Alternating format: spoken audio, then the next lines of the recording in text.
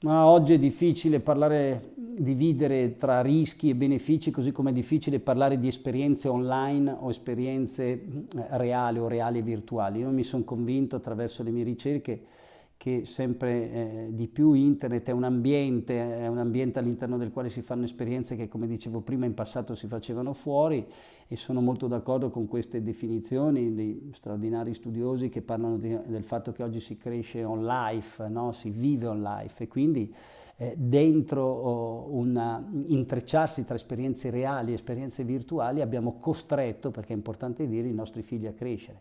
Vede, in molte domande c'è come una visione che sembra lasciar trapelare che internet è una rivoluzione nata dal basso, o che ci siano i ragazzi che sono molto in internet. Invece abbiamo un problema diverso. Ai ragazzi è stato messo il corpo sotto sequestro dalle angosce adulte ben prima dell'avvento di internet. Appunto, gli è stato impedito di sperimentare la propria vita fuori dal controllo dell'organizzazione adulta, cosa che in passato era consentita. E gli adulti usano in modo esagerato e sconsiderato internet, ma fa parte della società che abbiamo creato.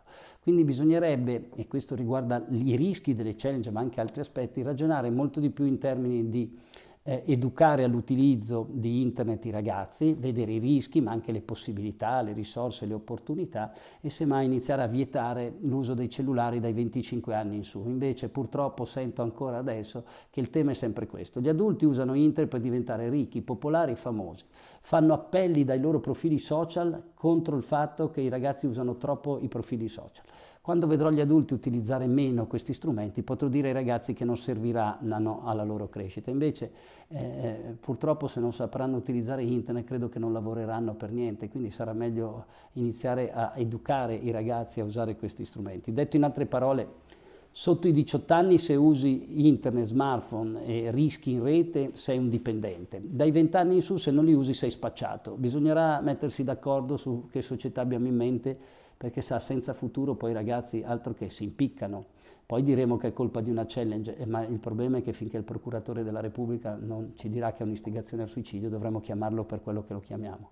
C'è una grande fragilità adulta che tende a non voler parlare del dolore dei ragazzi, a imputarlo a oggetti che cambiano. Una volta la challenge, poi è un social network, poi è il selfie estremo, ma è colpa di internet o del contesto sociale, dei miti affettivi che abbiamo creato, dove oggi se non sei popolare non conti niente? Su questo si dovrebbero interrogare gli adulti, non spegnere gli smartphone ai ragazzi.